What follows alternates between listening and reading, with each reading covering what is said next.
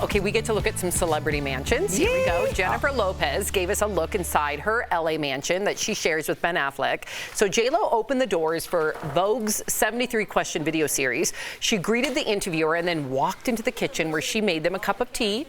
During the tour, she said her most challenging role was Ramona in Hustlers because of the pole dancing and the movie she would want to do a sequel of, the critically panned Geely with Ben Affleck. That's interesting. She then went outside to reveal a spacious backyard, pool, sitting area, and then showed us her at-home recording studio. What do you guys think of this home? Well, it's beautiful. Obviously, it's beautiful. But first of all, the studio kind of looks like the one I have. So I'm like, oh, I'm close to J-Lo. It's I mean, it's just a mic stand. You guys both have a microphone. Yeah, I mean, I know that people are shocked that she might want to redo Geely. That was kind of what stood out to me from that statement. But I feel like J-Lo is such a driven person. I feel like Geely is the one kind of failure she has on her record in terms of a movie that's critically panned, like you said. And I think like her whole thing, just like I would say with Tom Brady, you want to play the team that beat you, and she wants to go back and make that right. And now she's back with her man.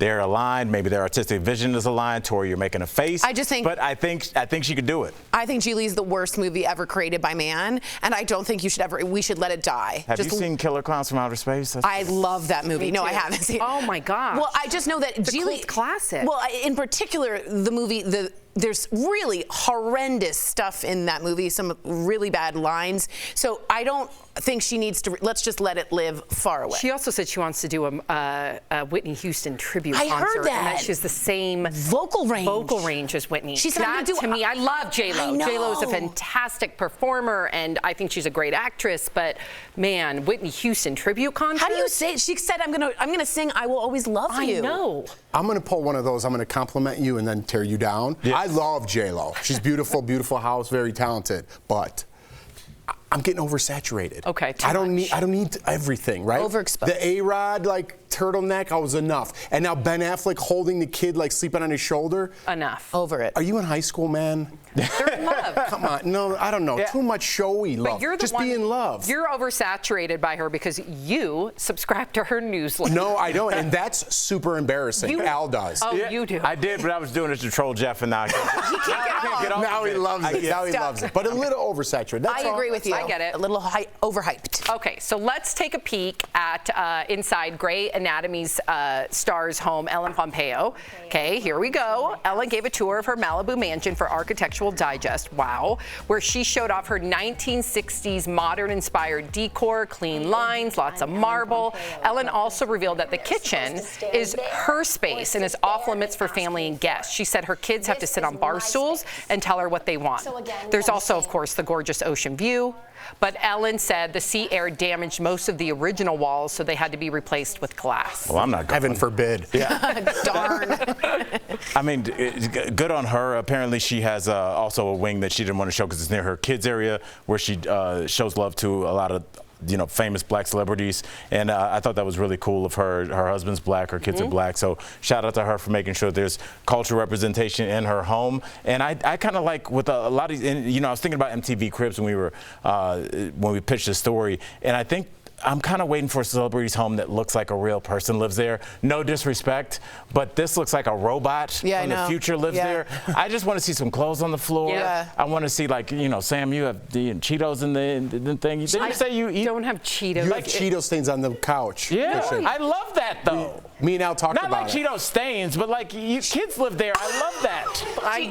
I'm not taking You eat Cheetos and wipe it on the arm of the couch. I absolutely listen. My kids are allowed to eat crackers on the couch while they watch Steve and Maggie. But you had orange fingers when you came out. Oh my! That's not even a story. I don't eat Cheetos. There's no Cheeto stains on my couch. Vegan Cheetos, but people, it's very lived in. My house is very lived in. That looks relatable. And I remember seeing Kim Kardashian's. You know how it's all the one color. It looks very loveless. Yes. There's no joy. Yes. There's no art. The famous Cribs episode with Red Man. Remember when he went and his cousin would just sleep on the couch and never woke up, and it was just they were all real enjoying themselves in there. The reason that episode was 25 years ago, but it was so memorable because it was like, oh, I can relate to you in some kind of way. So that's what I was saying about your house. I love that there's kids, there's life in there. There's life in there, but there's no Cheeto stains. Okay, well, we're going to lose Cheetos as a sponsor. Or we might get their endorsement. Exactly. Okay, we're going to switch gears here, but because before we go, we do have some sad news. Christine McVie from the band Fleetwood Mac has died. In a statement, her family said she passed away peacefully yesterday after a short illness. She was 79. Christine joined Fleetwood Mac in 1970, of course, as a singer and keyboardist. And 3 years after the band formed, that's when she joined them. But she was behind classic hits like Don't Stop, Little Lies, Everywhere, and Songbird. She left the band in 1998, but rejoined them again in 2014, and her bandmate Stevie Nicks said she lost her best friend in the whole world. Other members of the group called her, quote, truly one of a kind and talented beyond measure.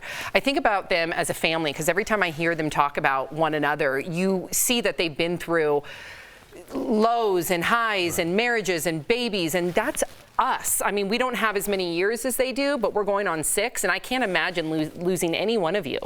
Every one of them is talented in Fleetwood Mac, but I think Christine, if there was no Christine, I don't know how far Fleetwood Mac would go, right? I don't know if people know. She wrote, you named a couple songs, she wrote a lot of those songs. She's the heart. That were mega hits, right? Stevie Nicks busted it out. It was a team effort, but it was her behind it that really sparked Fleetwood Mac. Sometimes you don't know the name behind it, right? We all know Stevie and we all know Lindsey Buckingham and all that, but I completely agree with him. She was the sparkle that gave them. The really good lyrics are hers. Right. Are hers. Yeah. Especially Songbird, which so poetic. One of my favorite Unbelievable. songs. Yeah, beautiful. Well, coming up on DBL, we got comedian Brad Upton. He will be here live. Yeah. There he is. We cannot wait to talk with him coming up next. The songbirds are